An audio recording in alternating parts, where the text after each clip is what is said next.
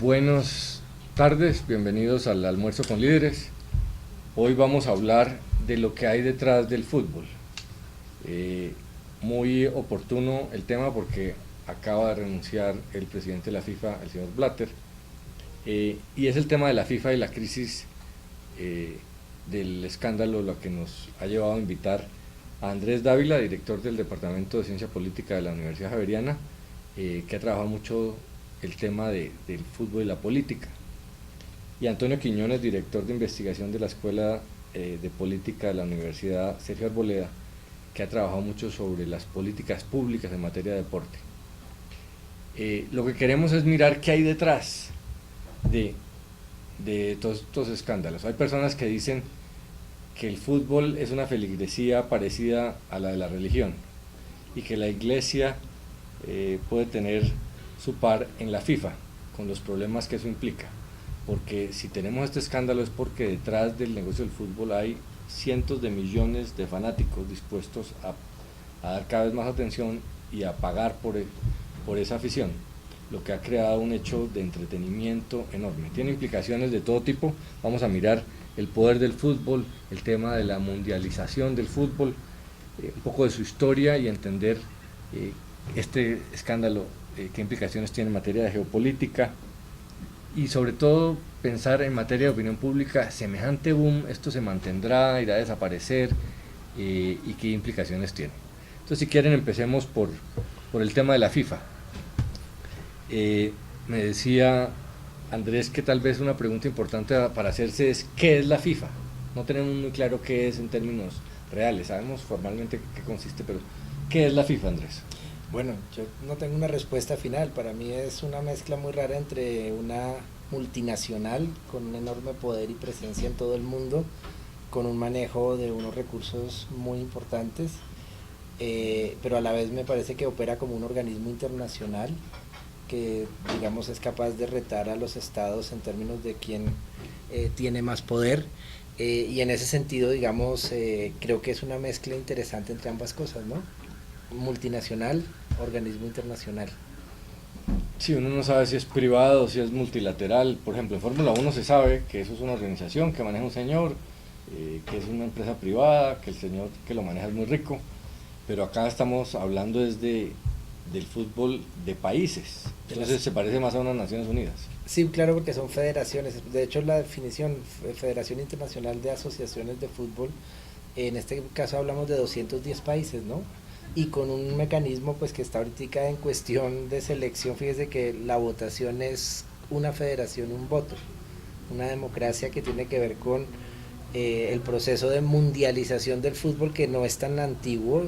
Fíjense que el fútbol era europeo, suramericano hasta por lo menos los años 70, y viene la irrupción en África, la irrupción en Asia, la irrupción en Oceanía. De hecho estamos jugando Mundial Juvenil en Nueva Zelanda, mundialización.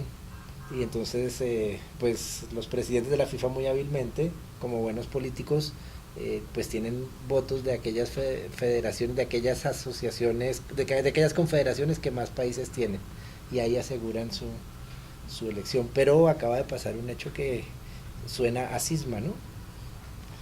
Sí, ahora miramos si realmente hay un cambio de fondo o no. Desde el punto de vista de política pública, de Estado, ¿cómo podemos entender a la FIFA? Pues lo entendemos como una instancia y una institución supranacional, y con esto quiero decir que es una instancia que se ha quedado en muchos casos por fuera del accionar mismo del Estado. Como lo decía el profesor Dávila, es una institución que es difícilmente controlable por los estados en muchos de los casos. Tiene muchos más recursos que algunos estados. Tienen más estados miembros que la ONU. Tiene más estados miembros que las Naciones Unidas, que eso es, digamos, algo importante. Trasciende sin ninguna barrera cualquier estado, es decir, no tienen unas fronteras delimitadas, tienen unas confederaciones, digamos, divididas por cada una de las regiones o los continentes del mundo, que también son muy poderosas. Y yo creo, pues, en últimas, que la FIFA se convirtió en ese organismo multilateral no formal, del cual forman parte muchos estados sin saberlo, sin darse cuenta, del cual inclusive muchos pueden ser manipulados. Hemos visto muchos casos, por ejemplo, en los cuales si algún estado no acata las órdenes de la FIFA ha dicho que saca a su selección de fútbol de las competencias y ejerce unas presiones importantes sobre las políticas públicas y sobre la construcción de los estados en marco del deporte. Pero realmente los miembros de la FIFA no son los estados directamente. Son las federaciones. Son las federaciones y las federaciones son autónomas en los países. Habrá países no democráticos donde el Estado tiene injerencia, pero en Colombia, por ejemplo, pues tenemos la crisis de que el Estado no ha podido ni siquiera con la corrupción del fútbol profesional colombiano, a pesar de todos los intentos que se han hecho, y se ve a la federación como un ente autónomo. Sí, pero en el deporte, porque digamos, en Colombia tenemos un sistema nacional del deporte, el cual está constituido por las federaciones, las ligas, los clubes deportivos. En el caso de las federaciones, la Federación Colombiana de Fútbol es la más importante porque capta más recursos. El mismo presidente Bedoya así lo ha manifestado y él mismo mostró las cifras en su entrevista. Sí, es distinto a la de mayor, uno tiende a confundir las dos. Sí, exacto. Una vez el fútbol profesional y el otro es el aficionado. El aficionado. No, pero más exactamente, la federación es un compendio de las dos divisiones. La división mayor, que es la de los equipos del fútbol profesional, y la di mayor, que son las ligas aficionadas y todos los equipos de aficionados que juegan en muchas ciudades, en muchos departamentos, sus torneos locales. Y esas dos cosas conforman la Federación Colombiana de Fútbol. Pero la FIFA a través de ese mecanismo tiene manera de incidir en los campeonatos nacionales, ¿no?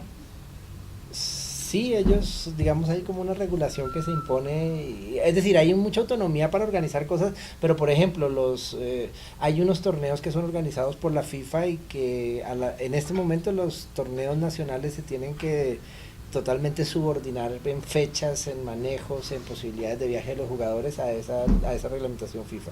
Hay otros que organiza la Confederación Regional, y después en el orden, digamos, y eso es bastante jerárquico, la Federación Nacional. ¿Quién escoge a los dignatarios de la federación? ¿El fútbol está elegido por quién? Pues por los organismos que hacen parte de. Entonces yo hablaba que las federaciones están compuestas por ligas. Entonces hay una votación, hay una asamblea anual que realizan las ligas, donde escogen y seleccionan cuáles van a ser los dignatarios de la federación. Eso, digamos, hace parte del sistema nacional. Las ligas de fútbol departamentales.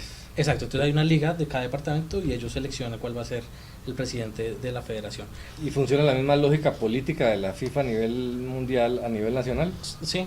Pero ojo, en el fútbol la Dimenor selecciona unos miembros del comité ejecutivo de la federación, la Dimayor selecciona a otros y en una época se turnaban la presidencia. Hace un tiempo que el fútbol profesional está mandando ahí, y en el arreglo creo que son 5 miembros, yo no sé si son 3 de la Dimayor, 2 de la Dimenor, eso lo cambian, pero fíjate, están presentes. ¿Y quiénes son los clubes profesionales? Esos son, corporaciones deportivas, o en este momento varios son sociedades anónimas. Los del fútbol profesional son organismos, llamémoslo así, privados. Claro. ¿Sí? Las ligas de fútbol, esas sí son más, digamos, como públicas. Pero entonces en este momento el poder para elegir al presidente de la federación es más del fútbol profesional. Pero sí, pero siempre en negociación con el fútbol aficionado. Y eso, digamos, esa es una política interna compleja. Que ustedes habrán oído hablar de pronto de ¿cómo es que se llama el de la Dimenor? González Alzate, que es el dueño del fútbol aficionado desde hace unos 20, 25 años. ¿Y cómo es el dueño del fútbol? Pues porque tiene los votos de las ligas, entonces se hace elegir. Son políticos los dignatarios. Políticos del deporte, sí. Yo quisiera agregar dos cosas y dos premisas. La primera, cuando tú preguntabas que qué tanta influencia tiene, por ejemplo, la FIFA en los torneos locales, entonces quisiera poner el ejemplo, por ejemplo, el ejemplo del Mundial Sub-20 que se realizó acá. ¿Qué tanta autonomía, por ejemplo, tuvo Coldeportes para organizar el evento? ¿Qué tanto influyó la FIFA? ¿Qué tantas trabas ponía al ejemplo, por ejemplo, en el tema de infraestructura, que venían a hacer unas reuniones periódicas y que tenían que cumplir unos requisitos y unos estándares? Entonces eso es un tema importante. Ahora, el sistema de selección de los dignatarios es un tema totalmente político, como pasa en el mundo, y hay algo particular y peculiar que está pasando tanto a nivel mundial como en el nivel local. y es los periodos de esos dignatarios. Entonces encontramos, por ejemplo, Blatter llevaba más de 20 años a cargo de la FIFA, lo mismo han hecho muchos de los dignatarios deportivos. Luis Bedoya, ¿cuánto tiempo nos lleva a cargo de la Federación Colombiana de Fútbol? Y así sucesivamente. La FIFA es muy grande y las federaciones son muy grandes. ¿Por qué se necesita esas estructuras burocráticas tan grandes? Yo creo que básicamente porque están manejando no solo un negocio. Yo en eso creo, por ejemplo, que con el Mundial Juvenil la FIFA opera como una multinacional, te pone unas reglas, te define unos escenarios y unos hoteles a donde tenían que venir, y opera como una pura multinacional, todo lo define ella de ahí. Pero en el otro terreno manejan una actividad que está absolutamente metida en la vida cotidiana de cientos de miles, millones de personas de todas las sociedades. Entonces, porque el fútbol está creciendo mucho. Hablemos un poco de eso. ¿Qué tanto ha crecido el fútbol? El fútbol en las últimas décadas, por ejemplo, eso salió mucho en la encuesta que te comentaba que hizo el gobierno a través del Centro Nacional de Consultoría y que se recogió en un librito que se llama El Poder del Fútbol. Ahí se recogió un fenómeno, es el fútbol cada vez llega a más gente, lo practica más gente, y el fútbol, que era un fenómeno bastante masculino, es hoy un fenómeno bastante de ambos géneros. Cada vez las mujeres están mucho más jugándolo, y jugándolo a nivel competitivo importante, y también siguiéndolo. Entonces digamos, las barreras que había, era un fenómeno muy masculino, en ese sentido muy excluyente. ¿Y ese crecimiento es porque el mundo se ha ido más al deporte o porque el fútbol se ha vuelto más entretenimiento y por eso llega a públicos más amplios? Pues yo lo plantearía como mercado, por eso es que se ha expandido el fútbol, pero sobre todo porque tiene dos ventajas. Una, para las personas que lo practican, entonces son 22 jugadores, el árbitro, los jueces de línea y demás, pero hay fuera del campo, fuera del terreno, 40.000 más o menos personas que pueden estar recreándose a través del deporte, de la práctica deportiva del fútbol, y yo creo que, digamos, eso es un asunto muy importante y que vale la pena analizar. Respecto al mercado deportivo, vemos ahora unas grandes multinacionales, empresas muy poderosas como Nike, Adidas, que tienen grandes mercados y grandes potencialidades. Hay un tema naturalmente asociado a la psicología. Perdón, me interrumpo ahí, sí. Pero ¿cuál ha sido el motor del fútbol? ¿Ha sido el dinero el que ha movido el fútbol o el fútbol el que ha movido el dinero? ¿Ha sido la FIFA la que ha expandido el fútbol o simplemente se está apropiando de un fenómeno de la sociedad moderna en que el fútbol se volvió un instrumento de entretenimiento muy importante? ¿Cuál es ¿Qué está haciendo que el fútbol crezca tanto? Es más que entretenimiento, yo ahí planteo, porque fíjate que el fútbol está atravesado por fenómenos de violencia, por fenómenos de pasión, por fenómenos de las mayores alegrías. ¿Quién era el que decía? Patriotismo, pero también la identidad del equipo local, del equipo de barrio, etcétera, etcétera. Es una mezcla de todas esas cosas, es la violencia, es la belleza, es la pasión, es ese parecido a la vida, es ese lugar, ¿sí? Entonces yo, digamos, si a mí me preguntan, yo digo que eso es culpa del fútbol en el buen sentido, es decir, es el fútbol el que ha jalonado todo eso a su alrededor, rompió las barreras de la televisión. En algún momento aquí intentaron nuestros dirigentes prohibir la televisación de los partidos, de tantos partidos, con una mirada obviamente del siglo XX, antes del cable y de toda esta cosa, y el fútbol va arrasando. ¿Sí? Pero a la vez, lo que te decía, para mí es un fenómeno histórico, entonces eso arrancó a mediados del siglo XIX y no sé cuánto va a durar. Hay un muy bonito cuento de Borges, que era tal la presencia del fútbol que se volvió como una irrealidad, y ya lo que veíamos las personas alrededor del fútbol eran ficciones, no realidades. Yo no sé si vamos para algo así. En Colombia hay un contraste entre el mal ejemplo que está dando la FIFA en su liderazgo con el ejemplo que da el fútbol en Colombia. El profesor Peckerman y el equipo le han dado unas lecciones de liderazgo colectivo del país impresionantes. Tal vez es el ejemplo de liderazgo público más interesante que hay.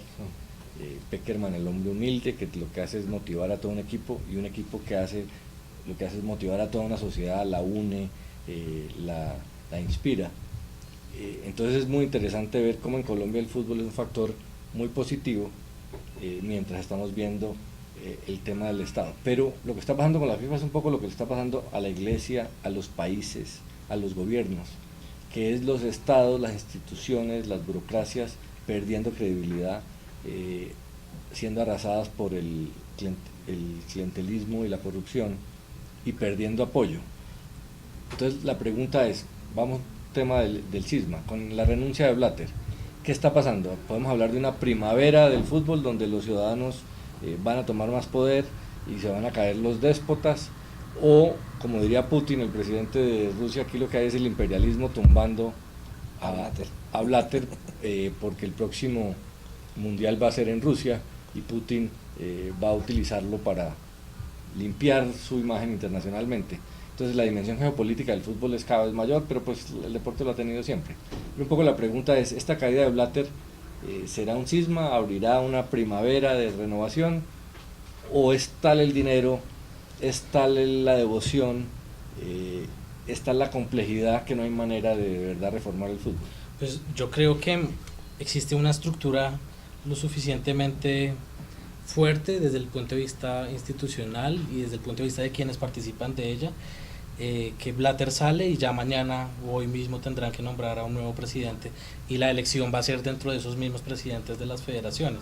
Entonces, digamos, no considero que se vaya a dar un cambio importante. Tocabas un tema y que lo está planteando hoy Putin, y es que si va a haber otro boicot. Recuerdan que hubo un boicot, pero en las Olimpiadas, en los Juegos Olímpicos. En los Juegos Olímpicos de Los Ángeles no participó, la Unión Soviética en su momento, y en las Olimpiadas de Moscú no participaron los Estados Unidos. Hay un mensaje político importante detrás de ello, que tanto los estados van a intervenir en la elección de un nuevo presidente de la FIFA. Putin, ¿qué tanto interés tiene? El próximo mundial va a ser allá. Luego en Qatar, ¿qué va a pasar? ¿Qué tanto pues todos estos países van a incidir sobre estas decisiones finales? Hay un dato que me parece importante, y para enlazarlo un poquito con lo que planteabas anteriormente, y es el deporte que más se ha expandido, que ha barrido con todas las fronteras, ha sido el fútbol. De ese proceso de deportivización que hablaba el sociólogo Norbert Elias, el fútbol es el que mejor lo ha mostrado. Tanto así que el fútbol es más importante, o mejor, un mundial de fútbol es más importante que unas propias olimpiadas de todos los deportes pues sumado. Entonces yo creo que han generado una estructura tan fuerte que difícilmente, a pesar de que se caigan hoy, van a seguir manteniendo y van a seguir con el mismo juego. Yo creo que las relaciones con las sociedades, con los estados, son relaciones siempre entre la tensión y la contradicción. Y ahí lo que pasa es que creo que hay muchos intentos por digamos, pensar que esto es una cuestión que se puede manipular a favor de alguien o de algo. Y yo creo que más bien las experiencias muestran lo contrario. Pero sin duda estamos, lo que pasa es que es tan reciente lo que acaba de pasar que es muy difícil poder decir algo cierto sobre sismo o no. Yo creo que hay que dejar que se decanten un poco las cosas y estar un poco atentos. Igual el sábado próximo es la final de la UEFA Champions League y veremos, digamos, en qué dinámica se da eso. Es decir, yo sí creería que el fútbol puede tener, digamos, como fenómeno histórico, momentos en que puede entrar en procesos de crisis. Está en un momento de auge muy fuerte, y si uno mira la evolución es que es un crecimiento, una expansión, ¿sí? No sé cuál es la cota donde está puesta, donde digamos hay como un quiebre en que el fútbol pueda perder ese vigor que tiene, y yo sentiría lo mismo que Antonio, que no está todavía, no, yo creo que lo que está pasando es gravísimo, es impactante, es fuerte, seguramente vendrá una reestructuración interna, pero en principio me imagino que las dinámicas van a seguir operando. Sí, no creo, por ejemplo, que los patrocinadores le ponen un poquito la pata a la FIFA y le dicen póngase serio, etcétera, pero esos patrocinadores necesitan del fútbol y del mundial, etcétera, para mantener unos negocios muy grandes. Entonces viene la tensión, y al mismo tiempo pues está esta cosa de todos los que vemos fútbol, vivimos fútbol, jugamos fútbol, comemos fútbol, que es mucha gente en el mundo, ¿sí? Para América Latina hay una paradoja, está produciendo los mejores jugadores. Digamos que hay dos potencias, Europa y América Latina, pero como todo se ha concentrado en Europa, todos los recursos quedan allá. Entonces todo el público de América Latina, los jugadores de América Latina, lo que van es a generar el negocio allá, y cada vez es menos negocio en América Latina. Entonces es increíble, ¿no? Esas dinámicas de negocio en el fondo no son buenas para América Latina. Ponemos los jugadores. Colombia, ¿cuántos jugadores está exportando? ¿Qué tanto beneficia eso al fútbol nacional? Uno diría que ese crecimiento del fútbol internacional, el fútbol de espectáculo, la UEFA, UEFA no, Sí, UEFA. Sí, UEFA, sí. ¿Va en detrimento del espectáculo y del deporte nacional? Yo creo que es una estructura que se generó así y que tiene sus pros y sus contras. Yo en eso creo que la mirada, siempre se me viene a la cabeza un periodista deportivo que vive un poco de esa añoranza de que no somos Europa, que es Meluk, el del tiempo. Entonces todos los fines de semana escribe pestes contra el torneo nacional. Yo creo que es una dinámica que hay que mirar con mucha mayor tranquilidad. Sí hay una tendencia y es reciente a que se concentre el mejor fútbol allá, pero no creo que los efectos sean todos dañinos para nuestros torneos.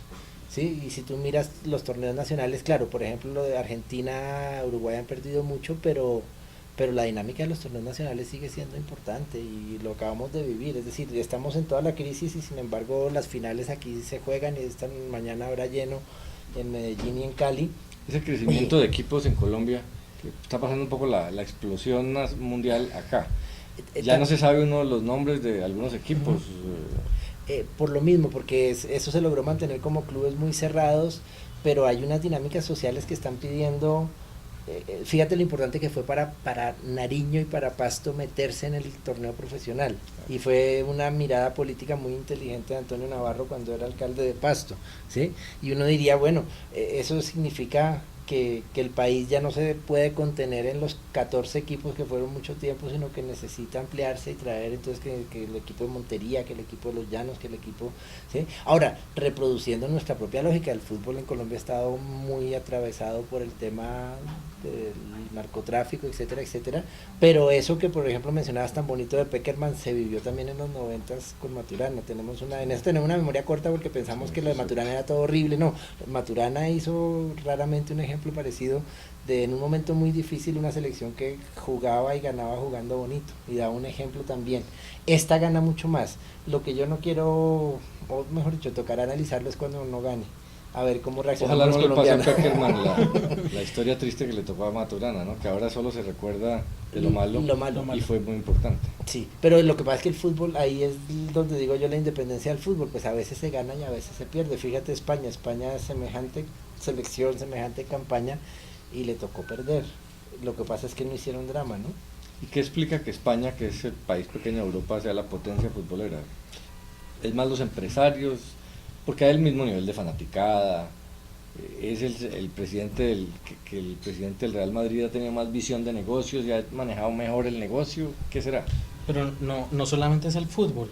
España se ha vuelto potencia en muchos otros deportes, en automovilismo, y en baloncesto inclusive, en tenis. Rafael Nadal es muy importante ahora.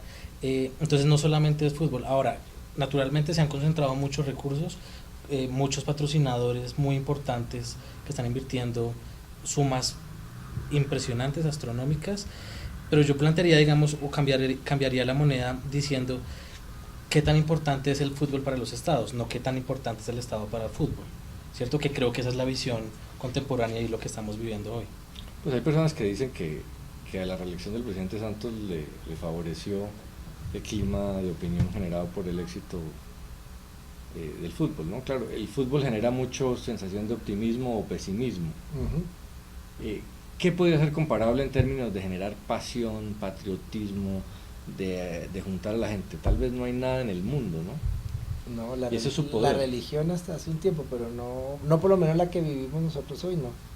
Sí, yo creo que hoy el fútbol unifica más que la propia religión, porque en el fútbol no hay disidencias, no hay diferencias. Claro que fíjate que es que nosotros venimos de vivir una experiencia que fue muy particular. A mí lo que pasa es que siempre